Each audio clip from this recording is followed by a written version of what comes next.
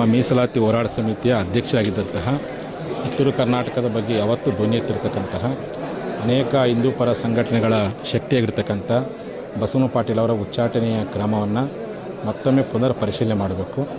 ಈ ಒಂದು ಉಚ್ಚಾಟನೆಗೆ ಯಾರು ಕುತಂತ್ರ ಮಾಡಿದ್ದಾರೆ ಆ ಕುತಂತ್ರವನ್ನು ಖಂಡಿಸಬೇಕನ್ನೋ ಉದ್ದೇಶಕ್ಕೋಸ್ಕರವಾಗಿ ಉತ್ತರ ಕರ್ನಾಟಕದ ರಾಜಕೀಯ ನಾಯಕತ್ವ ಏನು ಮುಗಿಸ್ಬೇಕಂತೇಳಿ ಆಲೋಚನೆ ಮಾಡಿದಾರಲ್ಲ, ಅದಕ್ಕೆ ಒಂದು ಇತಿಶ್ರೀ ಆಡಬೇಕು.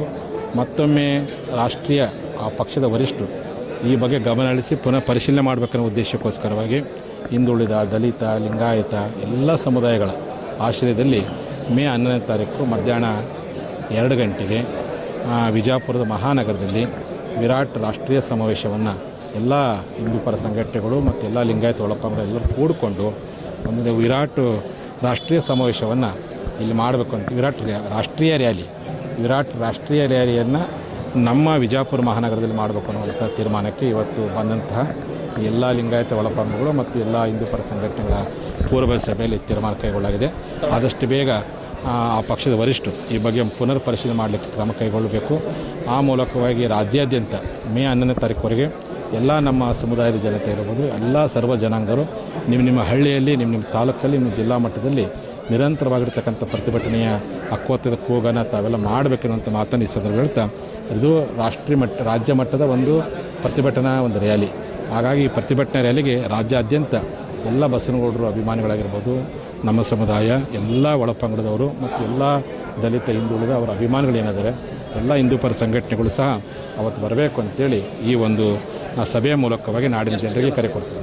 ಸುಮಾರು ಇವತ್ತು ನಾವೆಲ್ಲ ಆಲೋಚನೆ ಮಾಡಿ ಅಪೇಕ್ಷೆ ಕನಿಷ್ಠ 10 ಲಕ್ಷ ಜನನ ಸೇರಿಸ್ಬೇಕನ್ನೋ ಆಲೋಚನೆ ಇತ್ತು. ನಮಗೆ ಅನಿಸಿದ್ದು ಒಂದು 5-10 ಲಕ್ಷನ ಆರಾಮಾಗಿ ನಾವು ವಿಜಯಪುರದಲ್ಲಿ ನಾವು ಸೇರಿ, ಇದು ಯಾವುದೇ ನಮ್ಮ ಹೇಳಿದಿಲ್ಲ, ಯಾವುದೇ ವ್ಯಕ್ತಿ, ಯಾವುದೇ ಪಕ್ಷ, ಯಾವುದೇ ಸರ್ಕಾರದ ವಿರುದ್ಧವಾಗಿರ್ತಕ್ಕಂಥ ಪ್ರತಿಭಟನೆ ಇಲ್ಲ. ಆಗಿರ್ತಕ್ಕಂಥ ಅನ್ಯಾಯ ಯಾರು ಮಾಡಿದ್ದಾರೆ, ಅನ್ಯಾಯ ಮಾಡಿಬಿಡ್ತಕ್ಕಂಥ ಕುತಂತ್ರದ ವಿರುದ್ಧ ಹೋರಾಟ ಇದು. ಮತ್ತು ಪಕ್ಷದ ವರಿಷ್ಠರು ಕೂಡಲೇ ಉಚ್ಚಾಟನೆ ರದ್ದುಪಡಿಸಬೇಕೆನ್ನುವಂಥ ಹಕ್ಕೊತ್ತಾಯಿಸಿ ನಡೆಯುವಂಥ ಹೋರಾಟ ಎನ್ನುವಂಥ ಮಾತನ್ನು ಈ ಸಂದರ್ಭ ಬೆಳಕಿಚ್ಚಿಪಡ್ತಾರೆ. ಇಲ್ಲ ಆಲ್ರೆಡಿ ಇದು ಗೌಡರು ಆಗಿರೋದು ಅನ್ಯಾಯ ಮಾಡಕತ್ತ ಮೇಲೆ ಗೌಡ್ರನ್ನ ಒಬ್ಬರೇ ಇರಬೇಕಂತ ಅವಶ್ಯಕತೆ ಇರೋದಿಲ್ಲ.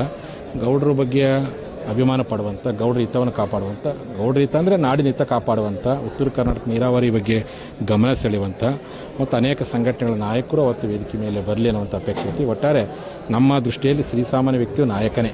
ಹಾಗಾಗಿ ಆ ಮೂಲಕ ಹೋರಾಟವನ್ನು ಮಾಡಿ ಪಕ್ಷದ ವರಿಷ್ಠ ಗಮನ ಸೆಳೆಯುವ ಪ್ರಯತ್ನ ಮಾಡ್ತೀವಿ ಅಂತೇಳಿ ಈಗಾಗಲೇ ಲಿಂಗಾಯತ ಎಲ್ಲ ಒಳಪಂಗಡಗಳು, ದಲಿತ ಪರ ಸಂಘಟನೆಗಳಾಗಿರ್ಬೋದು, ಹಿಂದುಳಿದ ಸಮಾಜಗಳಾಗಿರ್ಬೋದು ಮತ್ತು ಬಸವನಗೌಡರು ಏನಿವತ್ತು ಅವ್ರ ಮೇಲೆ ಅಪೇಕ್ಷೆ ಇಟ್ಟಿರ್ತಕ್ಕಂಥ ಹಿಂದೂ ಪರ ಸಂಘಟನೆಗಳಾಗಿರ್ಬೋದು ಮತ್ತು ಕೃಷ್ಣಾ ಮೇಲ್ದಂಡೆ ಯೋಜನೆ ಅನುಷ್ಠಾನ ಆಗಬೇಕು ಅಂತ ಅನೇಕ ರೈತ ಸಂಘಟನೆಗಳು ಇವತ್ತು ಹೋರಾಟ ಮಾಡಕತ್ತಾರೆ.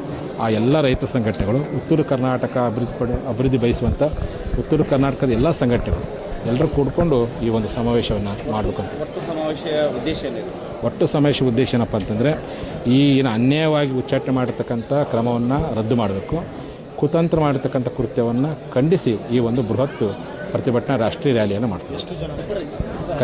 ಈಗ ಒಂದು 5-10 ಲಕ್ಷ ಜನ ಸೇರುವಂಥ ಪ್ರಯತ್ನ ಎಲ್ಲ ಮಾಡ್ತೀವಿ. ಇವತ್ತು ಬಂದಂಥ ಎಲ್ಲರ ಸ್ವಯಂ ಸ್ಫೂರ್ತಿಯಿಂದ ಬಂದಂಥ ಜನರಿಗೆ ದಾಸೋಹ ಮಾಡಿಸ್ತೀವಿ ಅಂತ ತೀರ್ಮಾನಕ್ಕೆ ಬಂದ. ಎಲ್ಲರೂ ಅಕ್ಕಿ ಕೊಡ್ತೀವಿ, ಆಮೇಲೆ ಸಜ್ಜಕ ಮಾಡಿಸ್ತೀವಿ ಅಂತೇಳಿ ಸ್ವಯಂ ಸ್ಫೂರ್ತಿಯಿಂದ ಇದು ಜನರಿಗಾಗಿ ಜನರ ಪರವಾಗಿರ್ತಕ್ಕಂಥ ಹೋರಾಟ, ವ್ಯಕ್ತಿಯನ್ನು ವಿಜೃಂಭಿಸ್ಲಿಕ್ಕೋಸ್ಕರ ಹೋರಾಟ ಅಲ್ಲ. ಇದು ವ್ಯಕ್ತಿಗೆ ಆಗಿರ್ತಕ್ಕಂಥ ಅನ್ಯಾಯದ ವಿರುದ್ಧವಾಗಿರ್ತಕ್ಕಂಥ ಸಮಾವೇಶ ಅಂತ ಹೇಳಿಕೆ ಇಚ್ಛೆಪಡ್ತೀನಿ.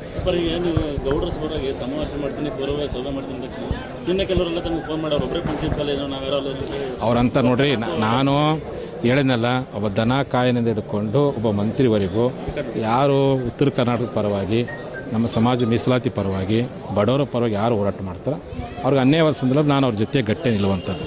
ಮತ್ತು ನಮ್ಮ ಹೋರಾಟ ಸಮಿತಿ ಅಧ್ಯಕ್ಷ ಇದ್ದಾರೆ, ಅವರು ಅನ್ಯಾಯವಾದ ಜನ ಇವತ್ತು ಎದ್ದು ಕೂತ್ಕೊಂಡಿದ್ದಾರೆ. ಹಾಗಾಗಿ ಜನರ ಒಂದು ಭಾವನೆಗಳಿಗೆ ಸ್ಪಂದಿಸಿ ಈ ಒಂದು ಸಭೆಗಳನ್ನು ಮಾಡ್ತಿದ್ದೆ ಹೊರತು ನಾಳೆ ಅವ್ರಿಗೆ ಯಾರು ಹಂಗೆ ಮಾತಾಡ್ತಾರಲ್ಲ ಅವ್ರಿಗೋಗಿ ಕೇಳ್ರಿ ನೀವು, ಅವ್ರಿಗೆ ಎಷ್ಟು ಸಾರಿ ಅನ್ಯಾಯ ಆದಾಗ ನಾನು ಹೆಸರು ಹೋಗಿದ್ದೇನೆ, ಅವರಿಗೆ ಯಾವ ರೀತಿಯಾಗಿ ಸ್ಪಂದನೆ ಮಾಡಿದ್ದೇನೆ ಅನ್ನೋದನ್ನು ಅವ್ರು ಅರ್ಥ ಮಾಡ್ಕೊಳ್ಬೇಕು. ಅವರು ಇಷ್ಟ ಇದ್ದರೆ ಅವರು ಬರಲಿ, ಹೋರಾಟಕ್ಕೆ ಭಾಗವಹಿಸ್ಲಿ.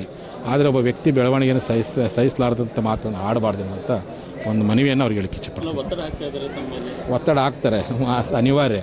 ಮತ್ತು ಒಬ್ಬ ವ್ಯಕ್ತಿ ಬೆಳೀತಂದು ಕಾಲಳಿ ಬೆಳೆಯುವಂತೂ ನಮ್ಮ ಕರ್ನಾಟಕ ಬಂದಿರತಕ್ಕಂಥದ್ದು. ಅವ್ರು ಏನೇ ಒತ್ತಡಕ್ಕೆ ನನ್ನ ಕಮಿಟ್ಮೆಂಟ್ ಅಂತ ಕರೆಕ್ಟ್ ಇದೆ. ಯಾರು ಕಷ್ಟದ ಪರವಾಗಿ ಕೆಲಸ ಮಾಡೋದು ಅವ್ರ ಪರ ನಾನು ನಿಲ್ಲುವಂಥ ನನ್ನ ಕರ್ತವ್ಯ. ಅದನ್ನು ಮಹದೇಶ್ವರ ಬೆಟ್ಟದಲ್ಲಿ ಪ್ರಮಾಣ ಮಾಡಿದ್ದೀನಿ. ಆ ಬದ್ಧತೆಗೆ ನಾನು ಇವತ್ತು ಸಹ ಗಟ್ಟಿಯಾಗಿದ್ದೀನಿ, ಅದು ಮುಂದುವರ್ಸ್ಕೊಂಡು ಹೋಗ್ತೀನಿ. ನಿನ್ನೆ ಗಲಾಟೆ ಮಾಡಿದ್ರೆ ಪರ ನಿಮ್ಗೆ ಫೋನ್ ಮಾಡಿ ಏನು ನಾವು ಅವ್ರ ಪರವಾಗಿ ಹೆಂಗೆ ಮಾಡಿದ್ರೆ ನಾವು ಹೋರಾಟ ಮಾಡ್ತೀವಿ ನಿಮ್ಮ ವಿರುದ್ಧ ಬರ್ತೀವಿ. ಇಲ್ಲ ಗಲಾಟೆ ಯಾರು ಮಾಡಿಲ್ಲ. ಗಲಾಟೆ ಮಾಡೋ ಶಕ್ತಿನ ಅವ್ರಿಗಿಲ್ಲ. ನನಗೆ ನಿಮ್ಮ ಮುಖಾಂತರ ಮಾತಾಡಿಸ್ತಾರೆ ಹಿಂಗಂತೇಳಿ. ಅವರೆಲ್ಲರೂ ನಮ್ಮವರೇ ಇದ್ದಾರೆ. ಹಾಗಾಗಿ ಅವರಿಗೆ ಕೊಟ್ಟಷ್ಟು ಬೆಂಬಲ ಬಹುತೇಕ ಯಾರಿಗೂ ಕೊಟ್ಟಿಲ್ಲ. ಹಾಗಾಗಿ ಅವರಿಗೆ ಬೆಂಬಲ ಕೊಟ್ಟಾಗ ಭಾಳ ಖುಷಿಯಾಗಿ ಮಾತಾಡಿದಂಥವ್ರು. ಬಸನಗೌಡರು ಅನ್ಯಾಯದ ಧ್ವನಿ ಇತ್ತು, ತಪ್ಪೇನೈತಿ, ಎಲ್ಲರೂ ಒಂದೇ ತಾಯಿ ಮಕ್ಕಳು. ಆ ರೀತಿ ಮಾಡೋದು ಬೇಡ.